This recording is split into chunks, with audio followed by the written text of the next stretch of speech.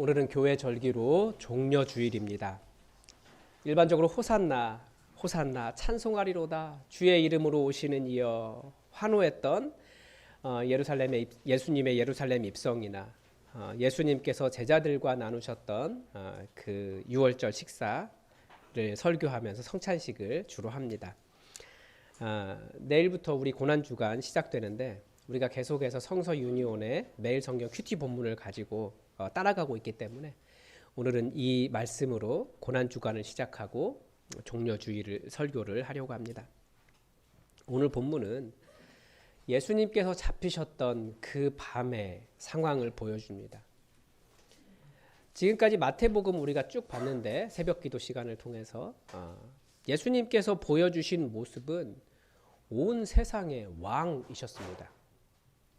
모든 것들이, 정말 모든 것들이, 그리고 모든 사람이 예수님, 왕 되신 예수님 앞에 순종했습니다. 귀신도 예수님께 순종했어요. 예수님이 왕이셨거든요. 질병도 예수님께 순종했습니다. 바람과 파도도 예수님께 순종했습니다.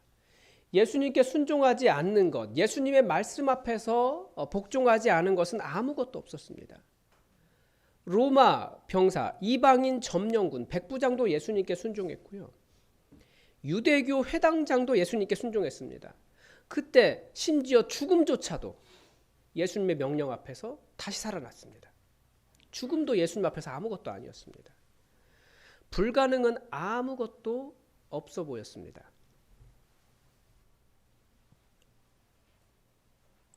예수님은 분명히 이 온 세상의 왕이셨고 통치자였고 가장 위대한 분이셨습니다. 그런데 이 밤에 예수님은, 그분은 너무나 무력하셨다라는 거예요. 제자들 중에서 예수님께서 군사혁명, 그러니까 로마로부터 이스라엘을 해방시킨다라고 생각해서 칼을 차고 다닐 정도였습니다. 그 밤에. 그러나 예수님은 그 밤에 그렇게 강력한 혁명가는 아니셨습니다. 그때도 무력하셨습니다. 그들의 정신적인 지주가 무너졌습니다. 그래서 제자들은 더 이상 예수님을 의지할 수 없었고 다 도망가 버렸습니다. 대체 예수님은 왜 그 밤에 그토록 무력하셨을까요? 예수님께서 보여주고 싶으셨던 것이 있기 때문입니다. 제자들과 유월절 식사를 마치신 후에 예수님은 겟세마네라고 하는 곳으로 가셨습니다. 거기는 겟세마네라고 하는 뜻은 올리브 기름을 짜는 곳이다, 그런 뜻입니다. 예수님께서 다른 제자들에게는 여기 앉아 있으라 라고 하시고 베드로와 야고보와 요한을 데리고 조금 더 가셨습니다. 37절에 보면 그때 예수님의 마음은 고민과 슬픔으로 가득 차 있었습니다. 이해가 되십니까? 하나님의 고민과 슬픔. 하나님이 고민하신다고요? 하나님에게 슬픔이 있다고요? 38절에 보면 그 깊은 고통과 고민을 그 세 명의 제자들에게 나누십니다. 내 마음이 매우 고민하여 죽게 되었다. 죽을 정도다. 이게 이해가 되십니까? 하나님의 고민, 하나님이 죽고 싶을 만큼 고민하고 슬퍼하신다? 그러면서 제자들에게 부탁하셨어요. 너희는 여기 머물러 나와 함께 깨어있으라. 하나님이 고민하신다.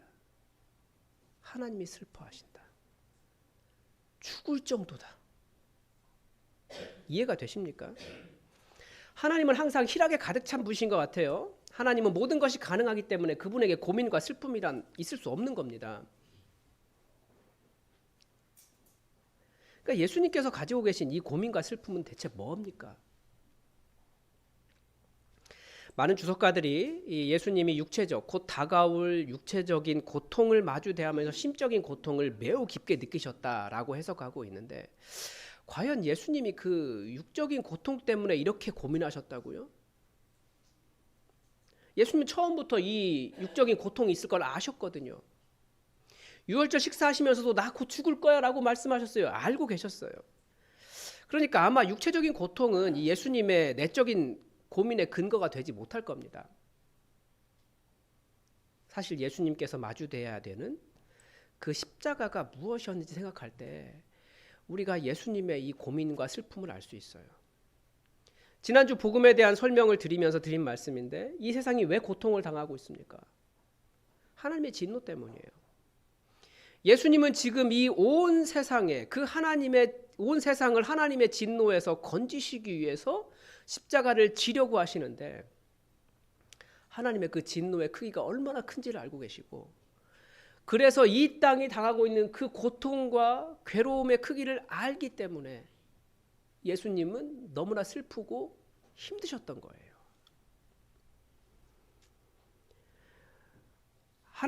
성부 하나님은 성자 예수님을 향해서 한 번도 분노하신 적이 없으시거든요. 완전한 사랑이었기 때문에. 그런데 그 모든 진노, 그 슬픔을 예수님이 다 감당하셔야 되기 때문에 예수님의 괴로움이 크셨던 거고 또 예수님은 성부 하나님의 크신 진노의 극이 왜 이렇게까지 하나님이 슬퍼하시고 괴로워하시고 아파하시는지 그 하나님의 마음을 알았기 때문에 우리 예수님도 같이 아파하신 거예요. 혹시 여러분도 이 하나님의 진노의 크기가 보이십니까? 느껴지십니까? 우리 백승필 집사님 기도하실 때 같은 마음을 아마 느끼셨을 거예요. 그런데 그것보다 훨씬 더 큰 고통을 우리 예수님은 느끼고 계셨던 거예요. 깨어지고 무너지고 황폐화되고 탐욕스럽고 죽이고 착취하는 이 세상을 향한 하나님의 그 진노의 크기가 여러분 느껴지십니까? 이 세상에 가득 찬 비극들은 예수님이 죽고 싶을 만큼 괴로운 일들이었다라는 거죠. 그리고 그 괴로움 속에서 예수님은 제자들에게 여러분들에게 여기 머물러 나와 함께 깨어 있으라 라고 요청하신 겁니다. 그러니까 우리가 같이 깨어 있는다는 건 뭡니까? 하나님의 그 고민, 그 슬픔의 크기를 같이 느끼는 거예요. 예수님께서 이 깨어있다라는 것이 무엇인지 조금 더 설명을 하십니다. 어떻게 설명하시냐면 그 밤에 보여주십니다. 예수님이 조금 더 나가셔서 얼굴을 땅에 대고 엎드려 기도하셨습니다. 어떤 자세인지 여러분 아시겠죠? 완전히 엎드려 계시는 거예요. 정말 간절히 기도하시는 거죠. 왜 이렇게 간절히 기도하셨을까요? 예수님의 기도의 내용을 보면 알 수 있어요. 39절 하반절에 보면 내 아버지여 만일 할만하시거든 이 잔을 내게서 지나가게 하옵소서. 그러나 나의 원대로 마시옵고 아버지의 원대로 하옵소서. 예수님께서 원하신 기도의 제목이 뭡니까? 아버지의 원대로 하옵소서. 두 번째도 이렇게 기도하셨습니다. 42절에 보면 내 아버지여 만일 내가 마시지 않고는 이 잔이 내게서 지나갈 수 없거든 아버지의 원대로 되기를 원하나이다. 43절에 보면 한 번 더 기도하시죠. 예수님이 같은 말씀으로 기도하셨다라고 되어 있습니다. 우선 예수님의 기도에는 하나님의 응답이 없습니다. 우리는 항상 기도에 응답이 있어야 된다라고 생각하지만 예수님조차도 응답 없는 기도를 드리셨습니다. 왜 예수님은 응답하지 않는 하나님의 응답이 없는 기도를 하셨을까요? 우리가 잘 알잖아요. 예수님은 항상 응답이 있는 분이셨어요. 하나님께서 정말 친밀하게 말씀하셨기 때문에 나는 하나님께서 말씀하지 않고서는 말하지 않는다라고 말씀하실 정도로 응답이 강하게 있으신 분이었습니다. 그렇지만 이 기도에는 하나님의 응답이 없었습니다. 우리는 내 소원을 아뢰기 위해서 기도합니다. 그러나 예수님의 기도의 목적은 무엇입니까? 오늘 본문 안에서 계속 이야기하는 것이 이거예요. 내 아버지의 원대로 되기를, 내 아버지의 뜻대로 되기를. 54절에서도 성경이 어떻게 이루어지겠느냐? 성경이 이루어지기를. 56절에서도 다 선지자의 글을 이루려 함이니라. 예수님께서 기도하신 목적은 내 응답, 내가 원하는 것이 아니라 아버지의 뜻이 이루어지는 것을 위해서 기도하신 거예요. 그러니까 응답이 필요 없죠. 이미 아버지의 뜻을 알고 계시니까. 그러니까 우리가 하는 기도의 목적은 뭡니까? 내 삶이 어떻게든지 아버지의 뜻을 이루기 위해서 나를 쳐서 복종시키는 과정이 기도라는 거예요. 그 밤에 예수님께서 깨어 있는 것이 무엇인지 가르쳐 주신 겁니다. 기도의 목적, 하나님의 뜻, 성경, 하나님의 말씀을 이루는 것입니다. 많은 경우 우리에게 필요한 것은 내 기도 제목에 대한 하나님의 응답이 아니라 하나님의 뜻에 우리가 응답하는 거예요. 더 이상 하나님께 하나님 왜 응답하지 않으십니까? 라고 말하기보다 이미 분명하게 우리에게 드러난 하나님의 뜻이 내게 이루어지기를 위해서 여러분 기도하시기 바랍니다. 왜 세상이 이토록 깨어져 갑니까? 예수님은 왜 그렇게 아파하셨습니까? 바로 하나님의 뜻이 이루어지지 않는 세상 때문이라는 거예요. 여러분은 무엇이 가장 아픕니까? 왜 그렇게 기도하면서 우십니까? 내 뜻대로 되지 않는 것 때문에 하나님 제발 이뤄주세요라고 기도하십니까? 그것 때문에 우십니까? 그게 아니고 제발 이 세상에 하나님의 뜻이 이루어졌으면 하는 그 마음 때문에 우시기 바랍니다. 그게 하나님의 슬픔이고 그게 예수님의 고통이고 그게 우리가 깨어있는 거예요. 사람들이 다 내 뜻대로 하려고 할 때 어떤 일이 일어났습니까? 창세기 4장의 기록이 그 기록이에요. 다 내 뜻대로. 아버지께서 원하시는 그 작은 것 하나, 그 선악과 따먹지 말아라. 그것 하나조차도 하기 싫어서 내 마음대로 하려고 한 사람들이 살아온 삶의 기록이 창세기 4장이에요. 에덴 동산 이후로 사람들이 보여준 것이 다 그거죠. 내 뜻대로, 내 마음대로, 내가 원하는 대로. 그래서 어떤 일이 일어났습니까? 가장 먼저 일어난 일이 형이 동생을 죽인 거예요. 내 뜻대로. 내가 옳은 대로. 하나님은 무조건 내 편이어야 하니까. 그러니까 형이 동생을 죽여버려요. 땅이 그 핏소리를 들었습니다. 그리고 나온 게 어떤 사람은 두 아내를 취했어요. 원래 두 아내를 취하는 게 성경의 뜻이 아닙니다. 성경에 나와 있으니까 나도 두 아내 취할 수 있다라고 말하는 건 그게 나쁜 짓이에요. 성경은 그렇게 말하지 않아요. 정말 한 사람에게 깊은 헌신, 온 몸과 마음과 모든 것을 다하는 헌신을 서로 나누기를 원하시거든요. 그런데 한 사람이 자기 화난다고 사람을 다 죽여버렸습니다. 소년을 죽였다라고 되어 있어요. 용사를 죽인 거예요. 내가 그렇게 힘이 있다는 거예요. 그러면서 하는 말이 교만하게 그래 하나님이 벌 주시려면 벌 주시라고 하지 내가 그 벌 다 받고 말지. 그렇게 말하는 게 인간의 교만이에요. 이 가득한 폭력이 어디서 나왔습니까? 다 하나님의 뜻대로가 아니라 내 뜻대로 하고 싶은 사람들에서 나온 거예요. 노아 시대의 범죄가 뭡니까? 우리는 노아 시대가 그 죄악이 관영했던 그 시대의 죄악이 뭔지 정확히 잘 모르는 것 같아요. 왜냐하면 이 시대가 똑같거든요. 뭐라고 되어 있습니까? 거기도 그렇게 되어 있어요. 하나님의 아들들이 자기들이 좋아하는 모든 여자를 아내로 삼은 겁니다. 이게 말을 굉장히 고상하게 쓰느라고 이렇게 해서 한 말이지 무슨 말이냐면 요즘 시대 하고 있는 거예요. 요즘 간음죄 없죠? 왜 없습니까? 그게 행복 추구라고 이야기해요. 근데 그게 똑같은 거예요. 자기들이 좋아하는 모든 여자를 아내로 삼고 싶어서 이 말이에요. 그러니까 성적으로 굉장히 문란한 것.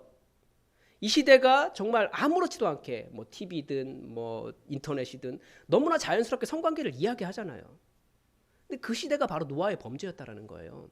똑같아요. 자기가 원하는 모든 여자를 아내로 삼는 것. 남자로 바꾸면 똑같은 거죠. 여자로 바꾸면 똑같은 거고. 그게 이 시대잖아요. 그게 다 내가 원하는 대로 내 뜻대로 그것의 결과입니다. 뭐 그 정도까지 지금 뭐 아무 문제 없는데 라고 생각할 수 있지만 아닙니다. 하나님의 말씀은 그렇게 이야기하지 않아요. 마태복음 25장에 보면 살인죄를 다시 정의하시잖아요. 뭐라고 되어 있습니까? 형제를 향해 욕하는 사람이 살인자예요. 왜 이렇게까지 말씀하십니까? 하나님의 뜻이 아니기 때문에 그러는 거죠.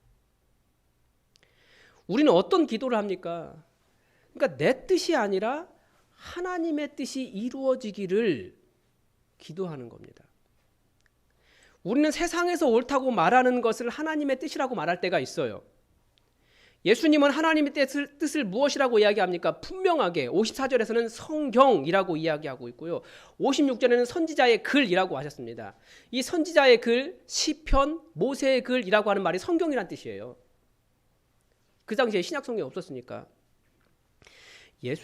우리는 성경 말고 세상이 옳다고 하는 말, 세상의 기준, 또 우리나라 같은 경우는 뭐가 있습니까? 정치적인 입장, 또 어떤 신념, 이런 것들을 하나님의 뜻이라고 말할 때가 있다고요.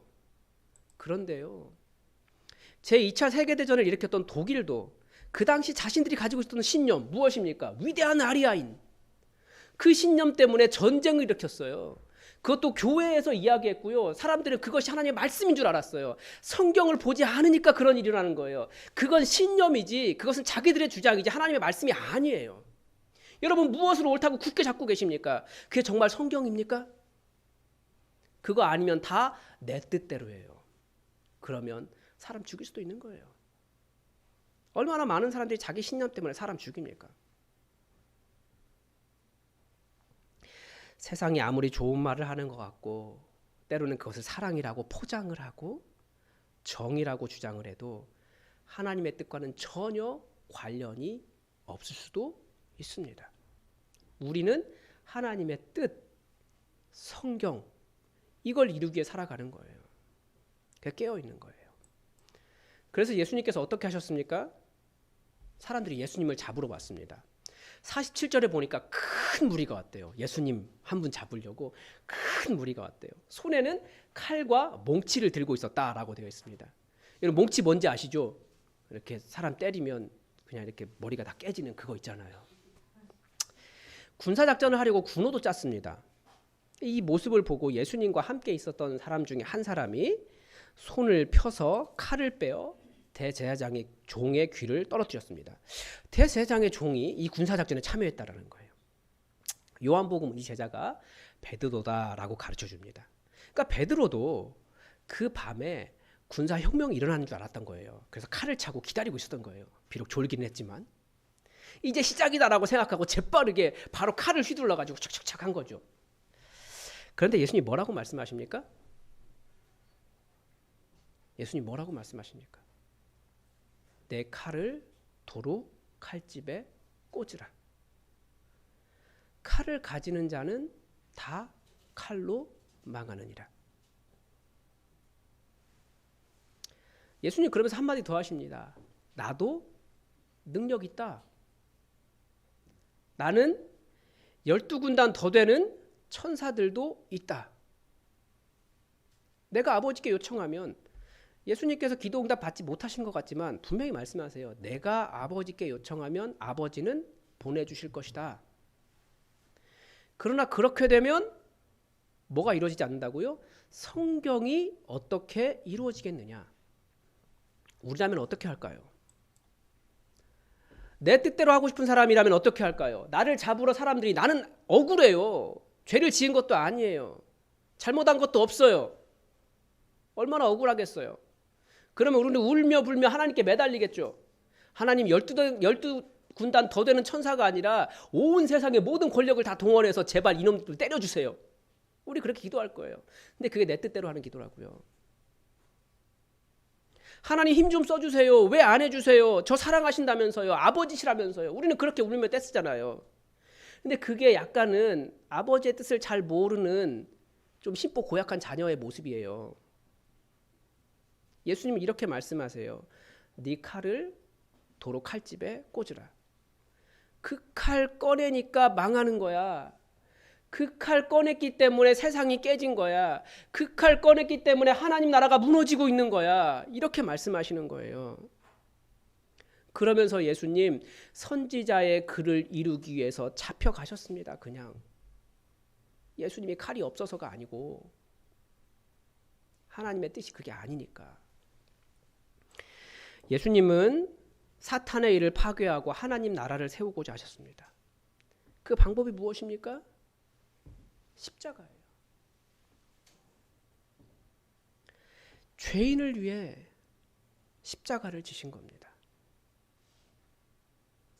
의로운 사람이 아니고 잘난 사람이 아니고 똑똑한 사람이 아니고 정말 모든 것이 용납받을 만한 사람이 아니고 죄인을 위해 십자가 지셨습니다. 그 죄인이 누굽니까? 저와 여러분입니다. 우리 그렇게 잘난 사람들 아니에요. 우리는 죄인을 보면 어떻게 합니까?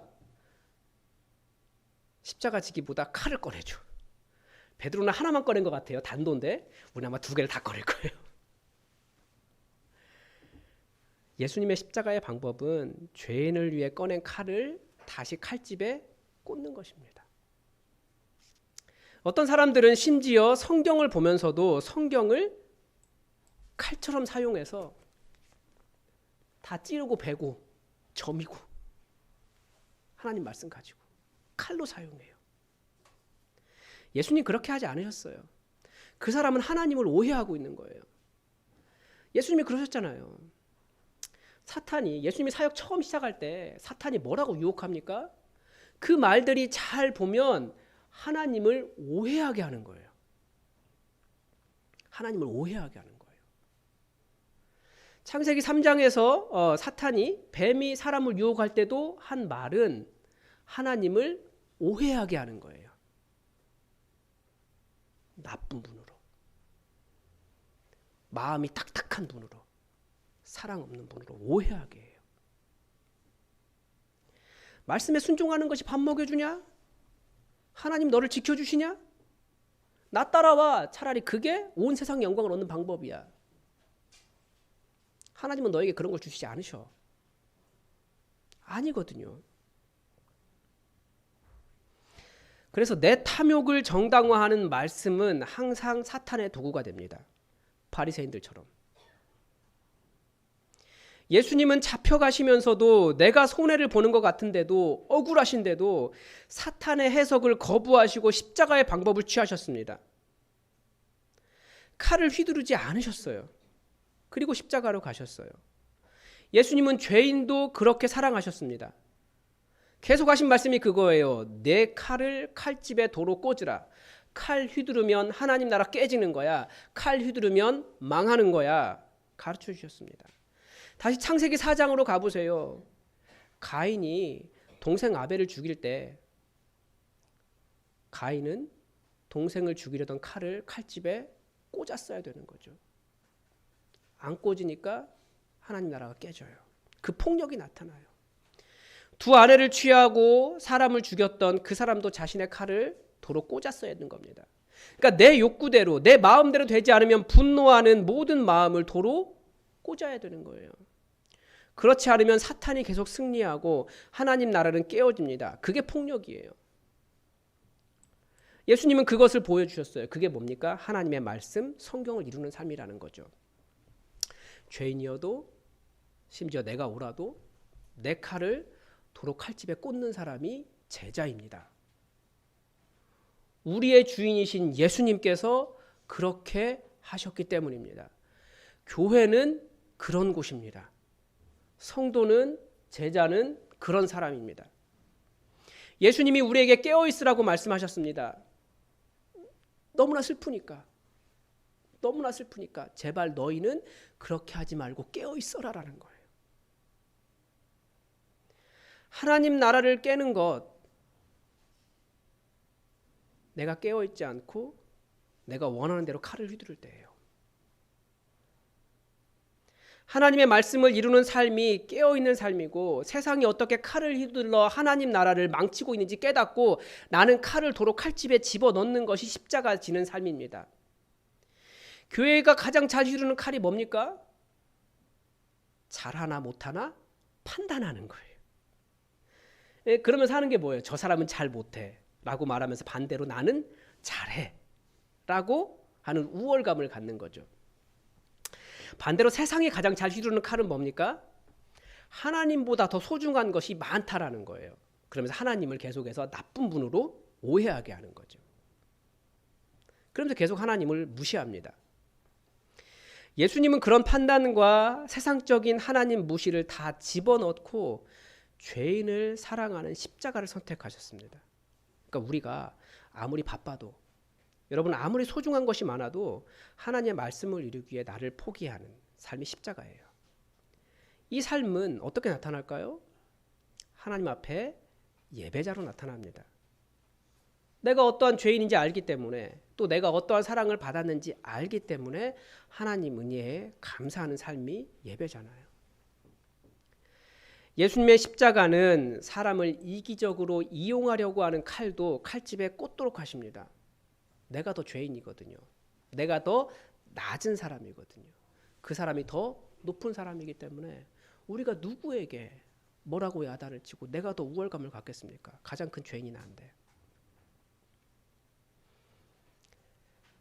우리는 가장 가까이 있는 사람을 소중히 여겨요. 그래서 그게 누굽니까? 배우자고 자녀고 부모님이고. 또 우리나라는 좀 그런 게 있는 것 같아요. 내가 돈을 주면 내가 얼마든지 그 사람을 뭐라고 할까요? 이용해도 사용해도 된다라고 하는 관점을 가지고 있는 것 같아요. 돈을 주는 사람이 그 사람 지배한다라고 생각을 해요. 근데 그거 아니에요. 예수님은 사람 무시하는 것을 가장 나쁘다고 말씀하셨어요. 그래서 뭐라고 말씀하십니까?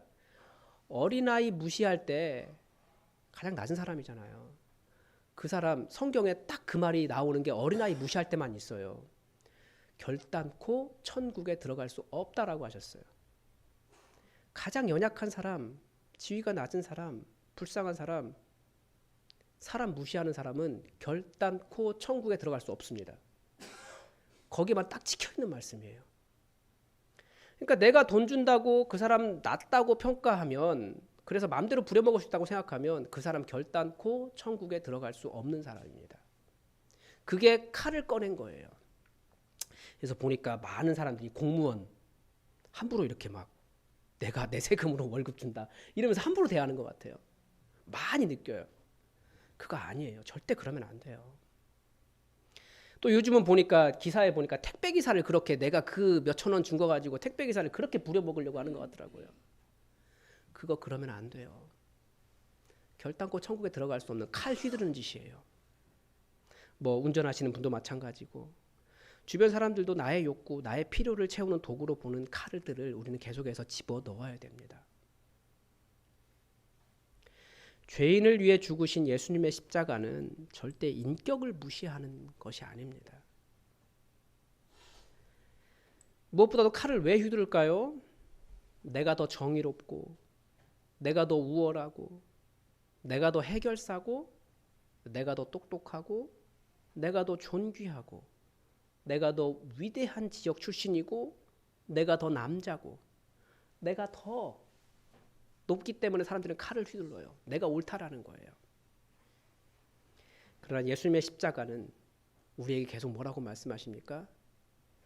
하나님이시면서도 죄인을 위해 가장 낮아지셨다라고 이야기해요. 우리가 오늘 져야 할 십자가는 내가 들어 휘두르는 그 비교와 분노와 우월감과 자신감과 사람을 사랑하지 못한 냉랭한 마음 같은 그런 날카로운 칼들을 칼집에 도로 꽂아 넣는 겁니다. 우리는 말씀에 대한 오해가 있어요. 말씀에 대한 오해는 하나님이 어떤 분이신가에 대한 오해입니다. 예수님은 우리가 가진 하나님에 대한 오해를 계속해서 벗겨주고 싶어 하시죠. 사람들은 자기 욕망을 위해 자기 욕망에 맞게 하나님을 해석합니다. 성경에 워낙 다양한 말씀들이 들어있으니까 이런저런 해석들이 사실은 다 가능해요. 그런데 자기 욕망, 자기 탐욕을 정당화하는 해석은 사탄이 주는 것입니다.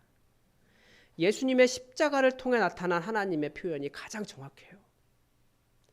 그런 많은 오해들을 벗겨주고 싶어서 예수님께서 십자가 지셨거든요.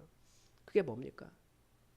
죄인이어도, 나쁜 사람이어도, 예수님을 십자가에 못 박는 죄인이어도 주여 저들의 죄를 용서해 주옵소서, 저들이 하는 일이 무엇인지 모릅니다. 그게 하나님의 마음이라는 거예요. 용서하고 칼을 휘두르지 않으시는 분이 바로 우리 하나님이십니다. 그래서 하나님 나라는 무엇 위에 세워졌습니까? 아주 거대한 용서 위에 세워졌어요. 우리가 그 거대한 용서 위에 서 있습니다. 물론 이 부분이 나라와 사회 구조적인 악을 대할 때는 다른 방식으로 작용하게 되지만 우리가 하나님을 오해하지 않고 사랑과 은혜의 하나님을 제대로 알고 나의 욕망을 위해 내 뜻대로 하려고 하는 칼들을 계속 거두고 도로 칼집에 집어 넣어야 됩니다. 그렇게 칼을 휘두르지 않아도 됩니다. 예수님은 칼을 휘둘러서 하나님 나라를 만드신 것이 아니라 칼을 칼집에 집어 넣으시고 죄인을 사랑하심으로써 하나님 나라를 이루셨습니다. 예수님은 당신을 내어주시면서 주장하지 않으시면서까지 사랑하셨습니다. 이 예수님을 기억하시기 바랍니다. 기도하겠습니다.